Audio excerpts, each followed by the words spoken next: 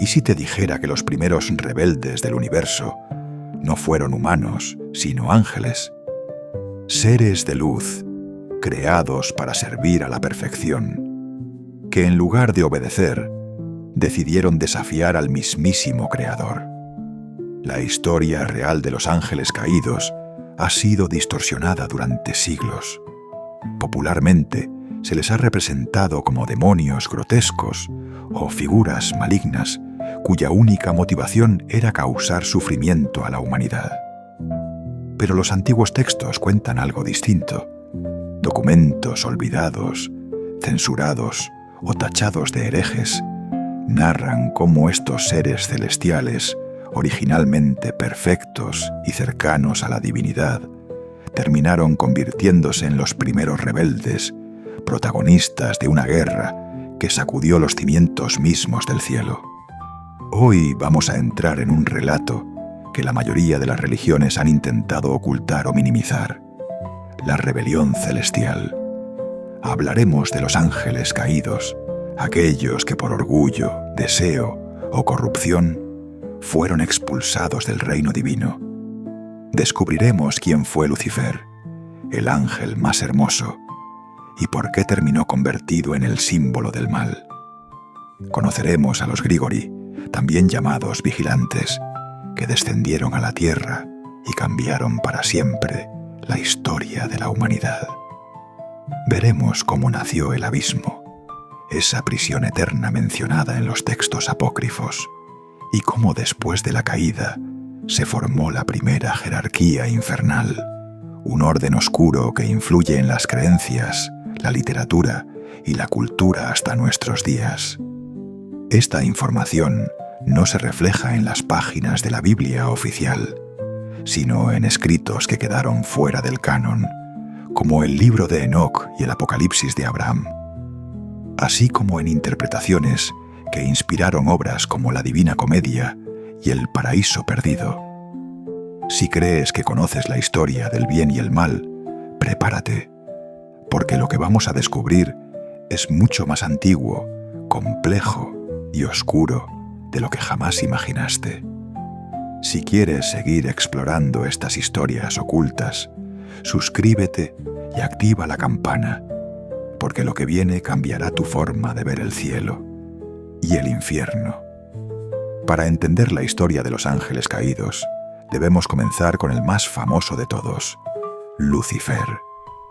Su nombre significa, literalmente, portador de luz o estrella brillante. En textos como el libro de Isaías y el libro de Ezequiel, se describe claramente a Lucifer como un ángel de belleza y perfección inigualables, una figura radiante, admirada entre los seres celestiales. Según la tradición, fue uno de los primeros y más poderosos ángeles creados por Dios, parte de la jerarquía celestial más alta. Algunos escritos lo describen como un querubín protector, adornado con piedras preciosas y resplandeciente como el fuego. Su misión era glorificar a Dios y custodiar su trono, un honor que muy pocos seres en el cosmos compartían.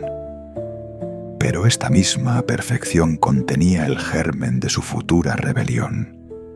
Los antiguos textos narran cómo el orgullo comenzó lentamente a consumir su espíritu. Lucifer, plenamente consciente de sus propios dones, empezó a cuestionar la justicia del orden celestial establecido. ¿Por qué él, siendo tan poderoso y brillante, debía someterse sin cuestionar al poder absoluto del Creador? ¿Por qué la autoridad divina no podía compartirse, permitiendo así una existencia más justa y equitativa entre los ángeles? Estas preguntas inocentes se convirtieron en obsesiones profundas, en cuestionamientos radicales que lo llevaron lentamente a una postura más desafiante y revolucionaria.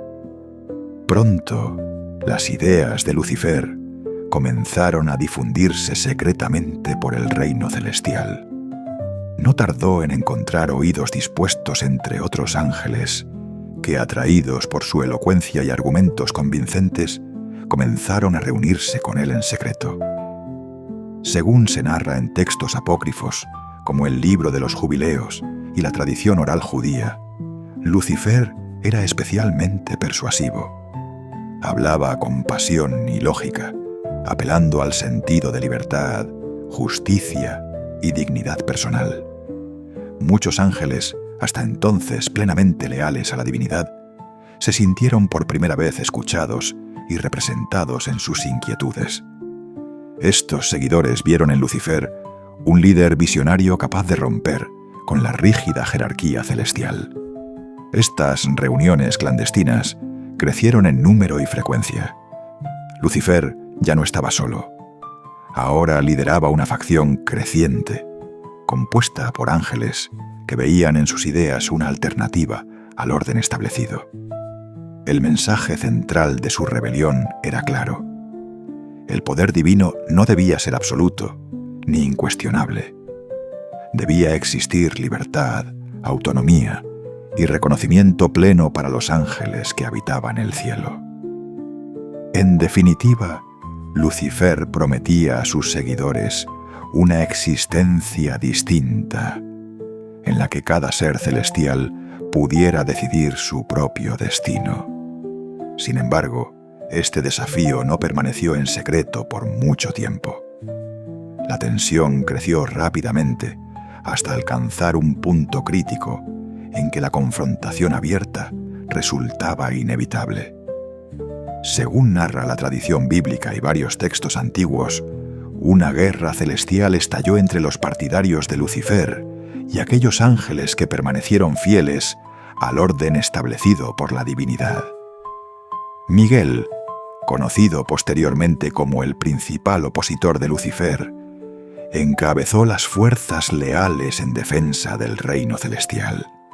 Esta guerra, que se describe en términos épicos y metafóricos, en textos como el Apocalipsis, fue mucho más que una simple lucha por el poder. Representó el choque entre dos concepciones profundamente diferentes del orden divino y la libertad individual. La batalla fue intensa y feroz, representada simbólicamente como un conflicto entre fuerzas de luz. No eran demonios monstruosos a quienes se enfrentaban, sino seres originalmente perfectos, ahora divididos por profundas convicciones. La lucha culminó con la derrota absoluta de Lucifer y sus aliados. Según la tradición más extendida, Lucifer fue vencido en combate directo por Miguel, quien se convertiría desde entonces en símbolo celestial del orden y la obediencia absoluta a la autoridad divina. La consecuencia de esta derrota fue inmediata y radical. Lucifer y sus seguidores fueron expulsados violentamente del reino celestial, descrito como un descenso literal hacia la oscuridad y el caos. Textos antiguos sugieren que, durante su caída, Lucifer y sus aliados perdieron gran parte de su luz y esplendor original. Su belleza se distorsionó y su sabiduría se corrompió, transformándose en conocimiento oscuro y prohibido. La expulsión significó no solo perder el cielo, sino también quedar confinados a un nuevo dominio, un abismo de sombras, vacío y desesperación eterna. Así nació la figura que posteriormente sería identificada con Satanás, el adversario, el acusador, un símbolo que el cristianismo medieval vincularía directamente al mal absoluto.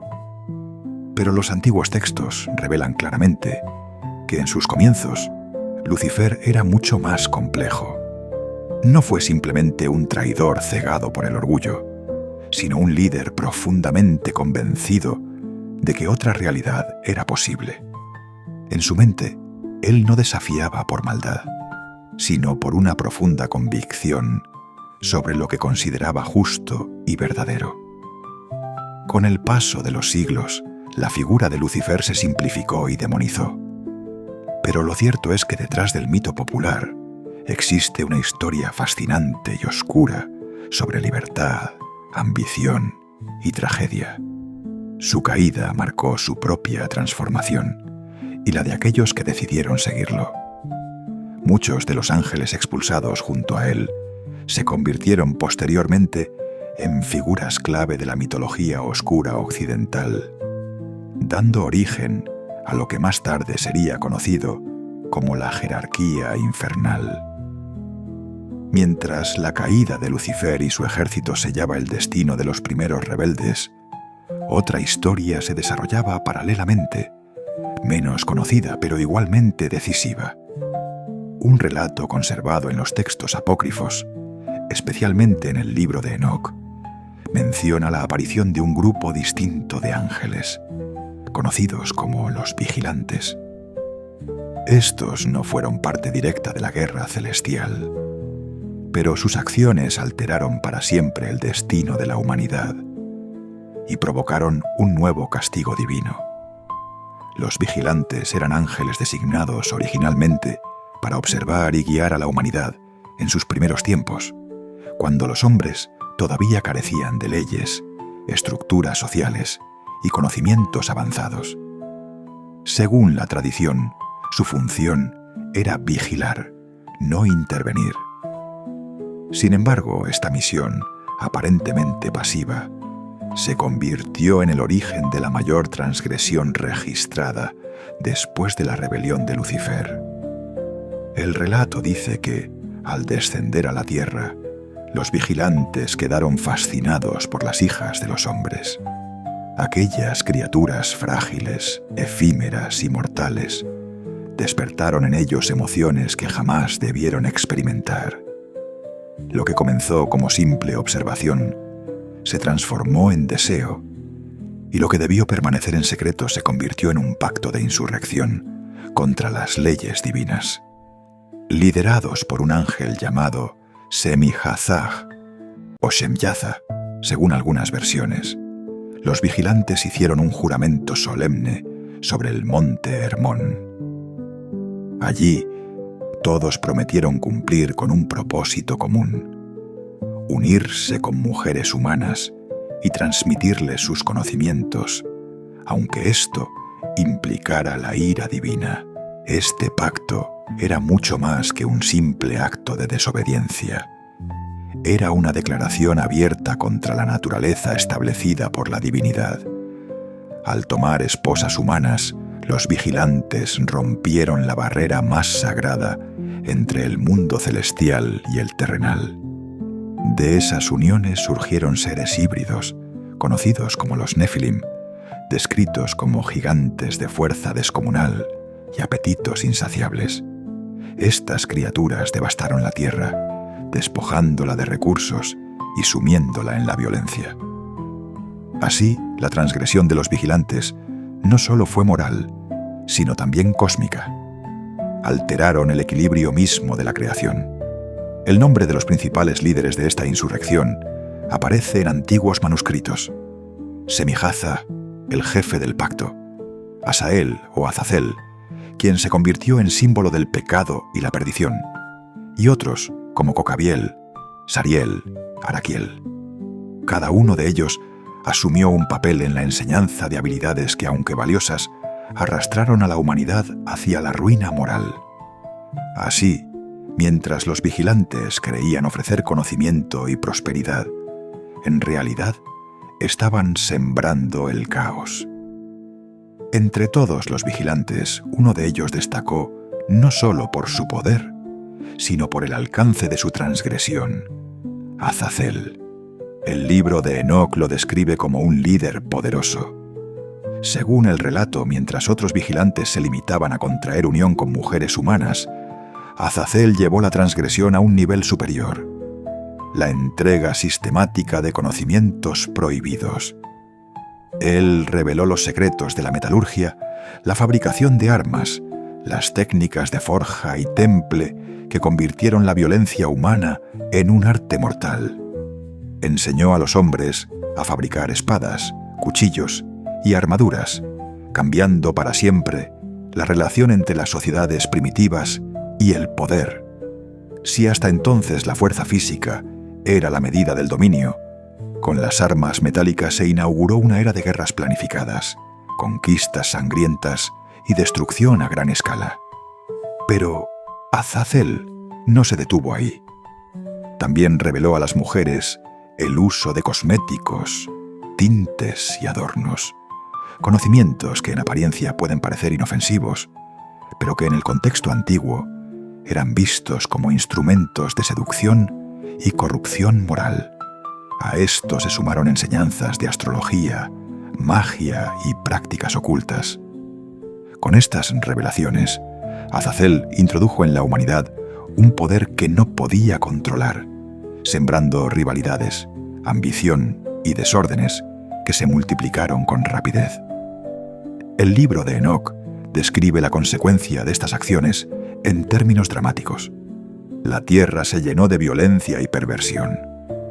Los Nefilim dominaron las tierras con brutalidad, y la humanidad, lejos de prosperar, cayó en un estado de caos total. La corrupción no era solo física, sino también espiritual. Los hombres comenzaron a invocar fuerzas prohibidas, a practicar hechicería y a adorar entidades distintas del Creador. En este contexto, Azazel se convirtió en el símbolo máximo de la rebelión, no solo por quebrantar una ley divina, sino por alterar para siempre la naturaleza humana. La rebelión celestial, el pacto de los vigilantes y la corrupción que Azazel introdujo en la humanidad no quedaron sin respuesta. Según las tradiciones más antiguas, la justicia divina no se retrasó. Cuando la tierra se llenó de violencia y los Nefilim la devastaban con su fuerza descomunal, se tomó la decisión de ejecutar un castigo definitivo, uno que no solo restaurara el orden, sino que sirviera como advertencia eterna para toda la creación. El libro de Enoc narra con detalle esta sentencia. Dios ordenó a los arcángeles principales ejecutar la condena. Miguel, Rafael, Gabriel y Uriel descendieron para actuar contra los ángeles rebeldes. La orden era clara. Los vigilantes debían ser encadenados y confinados en lo más profundo de la oscuridad. Uriel debía advertir a Noé del inminente castigo, un diluvio que borraría a los Nefilim y purificaría la tierra. Para Azazel, el castigo fue ejemplar.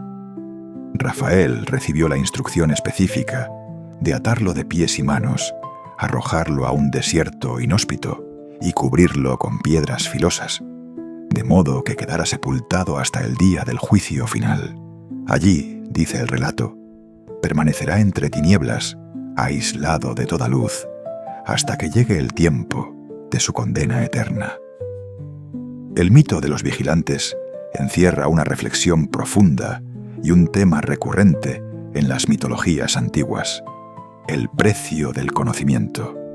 Al igual que en el mito griego de Prometeo, que roba el fuego para entregarlo a los hombres, los vigilantes introducen herramientas que elevan a la humanidad, pero al mismo tiempo la destruyen. Con los vigilantes encadenados y los Nefilim destruidos, parecía que todo había terminado, pero no fue así. Estos relatos sembraron las bases para una visión más amplia del mal. Y es en este contexto que surge la idea del abismo. Cuando escuchamos la palabra infierno, imaginamos un reino ardiente, lleno de fuego y tormento eterno. Pero en los textos antiguos, la historia era muy distinta. El lugar donde fueron enviados los ángeles rebeldes no se llamaba infierno, sino el abismo, y su significado es mucho más misterioso. En hebreo se le conoce como Sheol, un término que aparece en la Biblia para referirse a la morada de los muertos. Más tarde, en los textos griegos, se usó la palabra tártaro, que en la mitología griega era la prisión más profunda del inframundo, destinada a los titanes derrotados por los dioses. El libro de Enoc dice que los ángeles que transgredieron las leyes divinas fueron encadenados en las profundidades de la tierra, en un lugar de oscuridad total, sin luz, hasta el día del juicio final. Este concepto aparece también en el Apocalipsis de Abraham, otro texto apócrifo, donde el patriarca describe una visión espantosa: un abismo como un espacio sin luz, rodeado de rocas incandescentes, cadenas ardientes y un fuego que no consume, sino que atormenta. Allí los rebeldes permanecen inmóviles, conscientes de su condena, esperando un juicio que nunca llega, una eternidad en suspenso que multiplica el sufrimiento. Esta imagen contrasta radicalmente con la idea popular de demonios libres en un infierno caótico. En las fuentes más antiguas, los ángeles caídos no reinan. Son prisioneros, cautivos en una oscuridad que los consume. Aquí surge una pregunta clave. ¿Cómo pasamos de esta prisión oscura a la imagen medieval del infierno ardiente, lleno de demonios con cuernos? La respuesta está en la evolución cultural. En los primeros siglos, la idea del castigo eterno se mezcló con elementos grecorromanos, y más tarde con la imaginación de poetas como Dante en la Divina Comedia, quien popularizó el infierno como un reino organizado en círculos, lleno de tormentos específicos para cada pecado. Más adelante el arte medieval le dio forma visual a los demonios, les añadió alas negras, cuernos y rasgos grotescos, símbolos del pecado y la corrupción. Después de la caída, los ángeles rebeldes no desaparecieron ni cayeron en un caos sin forma. Las tradiciones más antiguas sugieren que se reorganizaron, formando un reino propio, un reflejo oscuro del orden celestial que alguna vez sirvieron. Así surge la idea de la jerarquía infernal. Los textos canónicos no describen esta estructura en detalle. Sin embargo, los autores medievales y renacentistas llenaron ese vacío con imaginación, teología y muchas veces superstición. Así nació la idea de la jerarquía infernal, un sistema ordenado donde Lucifer ocupa el trono supremo, rodeado por príncipes y generales demoníacos. Las primeras referencias a esta jerarquía aparecen en textos cristianos tardíos, pero su origen está en la necesidad de estructurar el mal del mismo modo en que se concebía el orden celestial. Si existían coros y rangos de ángeles leales, serafines, querubines, tronos, debía existir un espejo invertido para los expulsados. Así surgió la idea de un reino infernal, como una estructura piramidal encabezada por Lucifer, ahora identificado como Satanás, el adversario. Los grimorios, antiguos manuales de magia y ocultismo, son una de las fuentes más detalladas. Obras como el Ars Goetia, parte del Lemeguetón o llave menor de Salomón, enumeran demonios con nombres, rangos y hasta sellos mágicos. Según estas tradiciones, existen 72 demonios principales, cada uno con funciones específicas, títulos nobiliarios, duques, marqueses, príncipes y legiones bajo su mando. Esto convierte al infierno en una especie de corte real. Más tarde, en el siglo XIX, el diccionario infernal de Colin de Plancy consolidó una clasificación muy influyente, la de los 7 príncipes del infierno, asociados a los pecados capitales. En la cúspide, Lucifer, el portador de luz, quedó asociado con la soberbia, el pecado que lo llevó a la caída. A su lado encontramos a Belcebú, considerado príncipe de los demonios, asociado con la corrupción y la gula. Asmodeo, con la lujuria. Leviatán, encarnación de la envidia y guardián del caos marino. Mamón, con la avaricia. Belfegor, con la pereza. Y Satanás, en algunos textos, como figura separada, con la ira. Esta relación no aparece en la Biblia, pero se convirtió en un estándar de la demonología popular.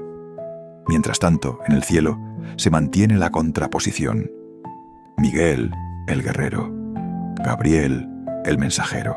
Rafael, el sanador. Uriel, el iluminador.